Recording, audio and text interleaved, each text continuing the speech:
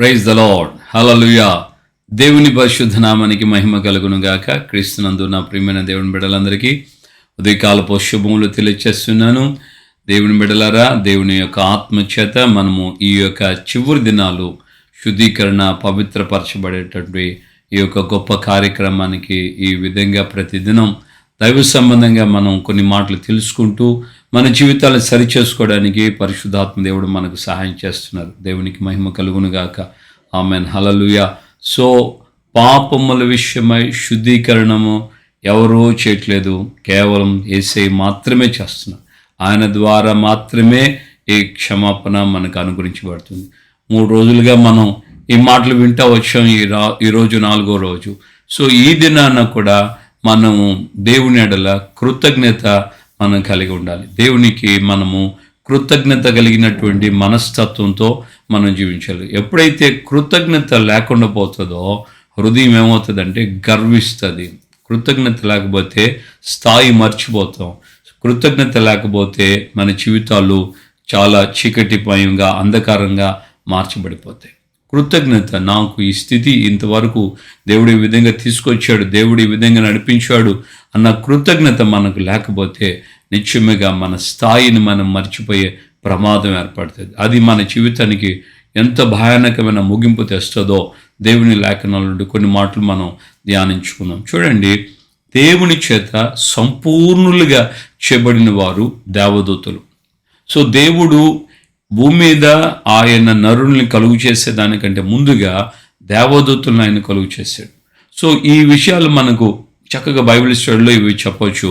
మనం గమనిస్తే యోబు గ్రంథంలో దేవుని వాక్యం ఇలా చెప్తుంది, భూమికి పునాది వేసినప్పుడు దేవదూతలందరూ వచ్చి ఆనంద సంతోష కీర్తనలు పాడారు, దేవుని గణపరిచారు అని రాయబడి. అంటే దేవుని వాక్యం ప్రారంభంలో మనం చూస్తున్నాం. ఆదికాండం 1వ అధ్యాయం 1వ వచనంలో in the beginning God created heaven and earth అని రాయబడింది కదా.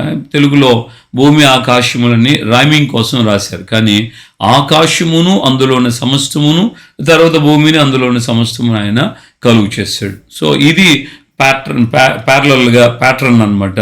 So in the beginning God created heaven and earth. So Yesu ప్రభు కూడా క్రొత్త నిబంధనలు ఏమన్నా అంటే నా తండ్రి ఇంటి అనేక నివాసాలు ఉన్నాయని.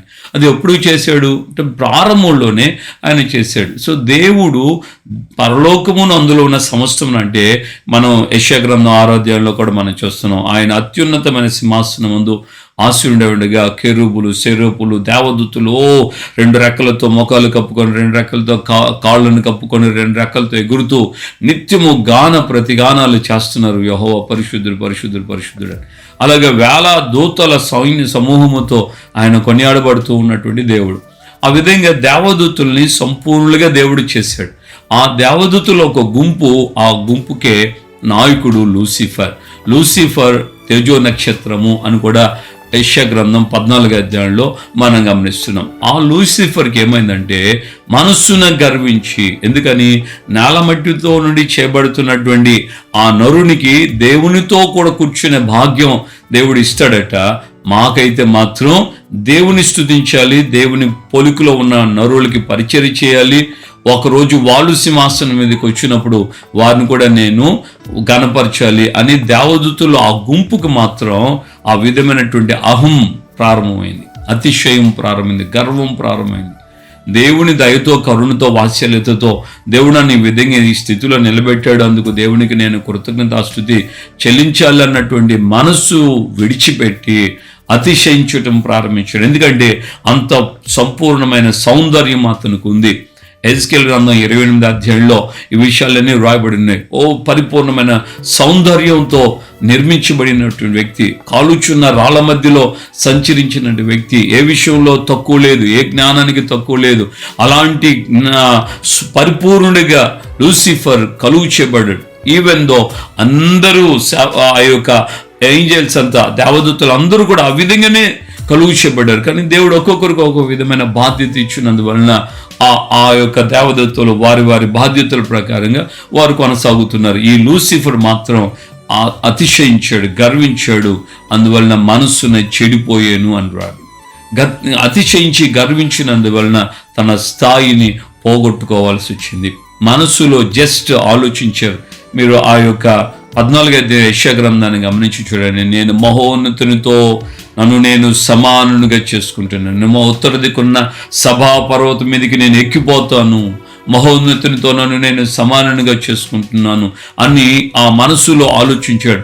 అక్కడ మనం తెలుగులో కంటే ఇంగ్లీష్లో ఐ అంటూ 5 విధాలైనటువంటి ఆ అహంను, నేను నేను నేను అన్న మాటను అక్కడ మనం గమనించగలుగుతున్నాం. దేవుని బిడ్డలారా, ఈ రోజున నీ వ్యక్తిగత జీవితంలో గమనించు. నీ యొక్క స్థితి, నువ్వు ఎక్కడి వ్యక్తివి, ఎక్కడి నుంచి ఎక్కడ ప్రారంభించబడ్డావు, ఈ రోజు నువ్వు ఏ స్థితిలో ఉన్నావో దానిని బట్టి దేవునికి కృతజ్ఞతా స్తుతి చెల్లించి దేవుని గణపరచడం తప్ప నువ్వు ఎట్టి పరిస్థితుల్లో నేను నాది ఈ స్థాయికి రావడానికి నా జ్ఞానం, నా టాలెంట్, ఇవి అవి అన్నది ఏది కూడా నువ్వు నీ మనసులో ఉంచుకోకూడదు. ఆ విధంగా నీ జీవితం కృతజ్ఞతతో నింపబడి ఉంటే దేవుని సన్నిధిలో నువ్వు దీవించబడతావు. లేకపోతే నీ జీవితం ముగింపు ఘోరంగా ఉంటుంది. ఆ యొక్క లూసిఫర్ గురించి వ్రాయబడిన మాట ఏంటంటే, పాతాళం వరకు నరకబడి అక్కడ త్రోయబడ్డాడని వ్రాయబడి. ఎక్కడ ఉన్న వ్యక్తి ఎక్కడ త్రోయబడ్డాడు? ఎట్లా ఉన్నటువంటి వ్యక్తి, స్వరూపం, అందం, ఎంతో సౌందర్యవంతుడిగా పరిపూర్ణుడిగా ఉన్నటువంటి లూసిఫర్ ఎక్కడ పడిపోయాడు? ఈ రోజున దెయ్యాన్ని గురించి, సాతాను గురించి మన అందరం గ్రాఫిక్గా మనం చూస్తాం, లేకుంటే ఏదైనా మనకు ఊహాజనితంగా మనం చూస్తాం. ఏంటంటే దెయ్యం అంటే కొమ్ములు పెట్టుకొని 4 బయటకు జాచి నల్లలాగా, ఏదో రాక్షసుడిలాగా అని అన్నట్లుగా, దెయ్యాల్లాగా ఉన్నాయి అన్నట్లుగా రకరకాలైనటువంటి పోలికలు మనం చెప్తుంటాం కదా.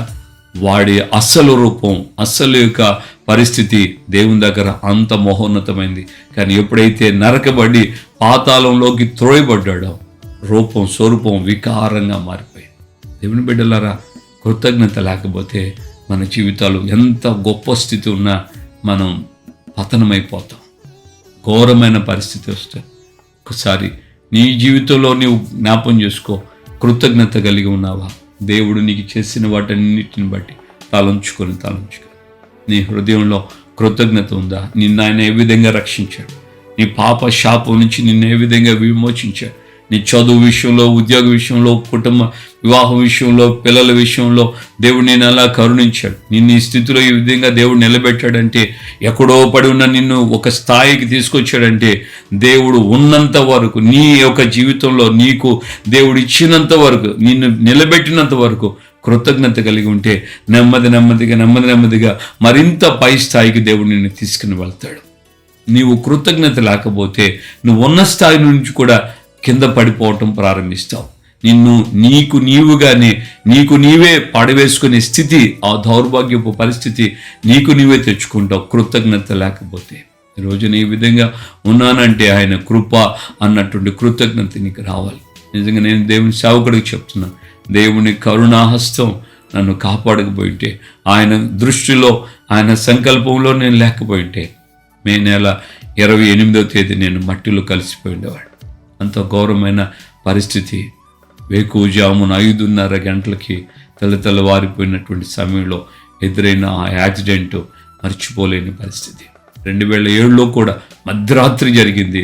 12 గంటలు దాటిన తర్వాత 2007లో ఆ యాక్సిడెంట్ జరిగింది ఒకసారి. ఈ యొక్క సంవత్సరం 23లో కూడా ఆ విధమైన భయంకరమైన యాక్సిడెంటు. అదేమో డ్రైవర్ నిర్లక్ష్యం వల్ల జరిగితే, ఇది నా చేతిలో నేను డ్రైవ్ చేస్తేనే ఆ విధంగా జరగడం ప్రారంభమైంది. ఆ రోజు నుండి ఈ రోజు వరకు నాతో ఉన్న సేవకులు, పాస్టర్ ప్రసాద్ గారు, పాస్టర్ స్టీవెన్, మా ముగ్గురికి, నాతో ఇంకొక తమ్ముడు ఉన్నాడు, తబలా కొట్టే తమ్ముడు శశయ్య అని. ఆ అబ్బాయికి ఏమాత్రం వెంట్రుకు మందం కూడా, చిన్న గీత కూడా గీసుకోలేదు. ఆయన శరీరం అంత చక్కగా దేవుడు ఆయనని కాపాడాడు. వెనకాల ఉన్నాడు స్టీవెన్ పాస్టర్, పైన పడుకో ఉన్నాడు. ఆ బండి ఓనర్ అయినటువంటి ప్రసాద్ పాస్టర్ గారు ఎడమవైపున కూర్చోన్నాడు. నేనే డ్రైవ్ చేశాను. ఆ స్థితిలో ఆయన మమ్మల్ని కాపాడాడు. సంవత్సరం మమ్మల్ని పోషించాడు. సేవలో మాకు ఎవరూ పైనుండి ఏ విధమైన సహాయాలు ఏమీ లేవు.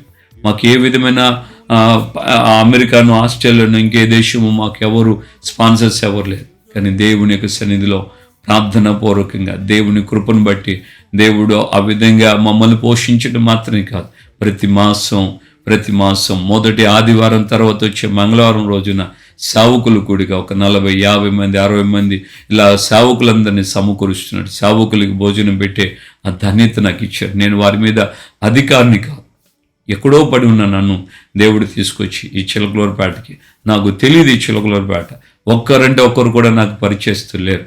అలాగే దేవుని మాటకు లోబడి నేను ఇక్కడికి రావటం, దేవుడు ఈ విధంగా చిన్న మందిరాన్ని ఏర్పాటు చేసి ఈ విధంగా ఆయన ఒక సేవ చేస్తూ ఆయన ఒక సన్నిధిలో ఈ విధంగా కొనసాగించబడడానికి కేవలం ఆయన కృప మాత్రమే. నేను అతిశయించడానికి నా దగ్గర ఏమీ లేదు. నేనంత జ్ఞానవంతుడిని కూడా కాదు. 10వ క్లాసు 4 సార్లు రాస్తే కానీ నేను పాస్ అవ్వలేదు. అలాంటి జ్ఞానం లేని వ్యక్తిని ఎలా బ్రతుకుతావురా అన్న సందర్భాలు ఉన్నాయి నా తల్లి, నా తండ్రి. అలాంటి వ్యక్తిని దేవుడు ఈ రోజుని స్థితిలో నిలబెట్టాడు. ఇది కేవలం ఆయన కృప మాత్రమే, ఆయన దయ, ఆయన వాత్సల్యం మాత్రమే. దేవుని బిడ్డలారా, మన జీవితంలో దావీదు రాజు చెప్పినట్లుగా మనం చెప్పాలి, ఇంతగా నన్ను హెచ్చించుటకు నేనే పాటి వాడినయ్యా. నేను గొర్రెల దొడ్డిలో ఉండేవాడిని, ఇజ్రాయేళ్ల సర్వ సైన్యం మీద దాను మొదలుకొని బెర్షెబా అంతవరకు వ్యాపించిన ఈ దేశం మీద నన్ను రాజుగా నిలబెట్టావు. ఇంతగా హెచ్చించుటకు నేను ఏ పాటి వాడిని, నా ఇల్లు ఏ పాటిది అని దేవుని దగ్గర కృతజ్ఞత చెల్లించినటువంటి వ్యక్తి దావీదు. కృతజ్ఞతాస్తుతి చెల్లించటంలో దావీదుకు ఎవరూ సాటి రాలేకపోయారు. అలాగా మన జీవితంలో కూడా మన కృతజ్ఞత ప్రతినిత్యం ఏం చేసినా ఏం జరిగినా అది దేవునికి ఆపాదించి, ఇది నీ వలన, నీ ద్వారా, నిన్ను బట్టే, నీవు లేకుండా నేనేమి లేదయ్యా అన్న కృతజ్ఞత భావం మన గుండెల్లో ఉన్నప్పుడు మన జీవితంలో ఆశీర్వాదకరంగా, దీవెనకరంగా ఉంటాం. దావీదు యొక్క పేరు ఈ రోజుకి, ఆయన లేడు కానీ ఇన్ని వేల సంవత్సరాలు అయినా కూడా, దాదాపు 3000 సంవత్సరాలు అవుతుంది, ఇంతకాలము కూడా దావీదు పేరు మరోబడలేదు. దేవునికి మహిమ కలుగును గాక. దావీదు కుమారుడిగా దేవుడు పిలిపించుకోవడానికి సిగ్గుపడను లేదు. మరి కారణం దావీదు గుండెల్లో ఉన్న కృతజ్ఞత. ఈ రోజున మనం ఎలాంటి మనస్తత్వం కలిగి ఉన్నాం? నిన్ను నీవు సరిచేసుకో. ఒకవేళ ఎక్కడైనా హెచ్చించుకోవాలంటే, ఒకవేళ నా బలము, నా జ్ఞానము, నా శక్తి, నా టాలెంటు, నేను కష్టపడ్డాను, నేను ప్రయాసపడ్డాను అని నువ్వు ఎక్కడైనా అతిశయించుంటే, ఈ ఇల్లు నాది, ఇంత స్థితి నేను కట్టుకున్నాను, ఇంత పెద్దది నాది అని ఆ యొక్క నెబుకద్నెజరు కూడా ఇంత గొప్పది నాది అని ఎప్పుడైతే గర్వించాడో, అతను అరణ్యంలోకి తోలివేయబడ్డాడు, పశువులాగా గడ్డి మేసాడు అని రాబడి. కానీ ఎప్పుడైతే పశ్చాత్తాపడి తన తెలివి తనకొచ్చి దేవుని గానపరిచాడో, తిరిగి ఆయన రాజ్యం ఆయనకు ప్రాప్తమైంది. ఆయన జీవితం గన్నపరచబడినటువంటి స్థితిని మనం చూస్తున్నాం. కనుక దేవుని సేవకుడిగా ఈ చివరి దినాల్లో ఉన్నాం. ఈరోజు శుక్రవారం, రేపు శనివారం, ఎల్లుండి ఆదివారం. ఈ యొక్క దినాలతో ముగించబడుతుంది ఈ సంవత్సరం. ఈ యొక్క సంవత్సరం కూడా ప్రార్థనతో, పునరుద్ధానపు ఆరాధనతో ముగించబడుతుంది. క్రొత్త సంవత్సరం మొదటి తేదీనే సోమవారం దినంతో ప్రారంభించబడుతుంది. కనుక మన వ్యక్తిగత జీవితాల్లో కృతజ్ఞతతో దేవుని సన్నిధిలో మనం అడుగు పెడదాం. ప్రభు మీకు తోడుగా ఉండి మిమ్మల్ని ఆస్వాదించి నడిపించును గాక. ప్రార్థన. ప్రేమగల తండ్రి, మీ పాదాల స్తోత్రాలు ప్రభా. కృతజ్ఞత లేకపోతే మా జీవితాలు ఏ స్థితి వరకు పతనం అయిపోతాయో మీరు తేటపరిచారు నాయనా. ఈ విషయంలో ఇప్పటి వరకు ఏ విషయాల్లో కృతజ్ఞత లేకుండా బ్రతికామో ఆ విషయాల్లో మమ్మల్ని క్షమించండి అయ్యా. ప్రతినిత్యం, ప్రతి క్షణం మీ సన్నిధిలో మేము కృతజ్ఞత కలిగిన వారమే. ఈ రోజున మేము బ్రతికున్నామన్నా కూడా కేవలం మీ కృపే, మీ కృపే, మీ కృపే. మీరే మమ్మల్ని కాపాడి సంరక్షించారు. మేము మీ సన్నిధిలో ఏమిచ్చినా మీరు రుణం తీర్చలేదు. కనుక విరిగి నలిగిన మనస్సుతో నాయన కృతజ్ఞత చెల్లిస్తూ నిత్యము నాయన మిమ్మల్ని గనపరచడానికి, మాకేమి కలిగి ఉన్నా అది నీవిచ్చిందే, నీదే అని అయ్యా మిమ్మల్ని స్తుతించి గనపరచడానికి సహాయం వచ్చి అయ్యా. నా తోటి నాయన అయ్యా దేవా, మీ బిడ్డలందరినీ, మీ దాసులందరినీ ఈ యొక్క యూట్యూబ్ పరిచర్య ద్వారా ఎవరెవరైతే సోషల్ మీడియా ద్వారా వాక్యం వింటున్నారో వారందరినీ, వారి కుటుంబాలని మీరు దీవించండి.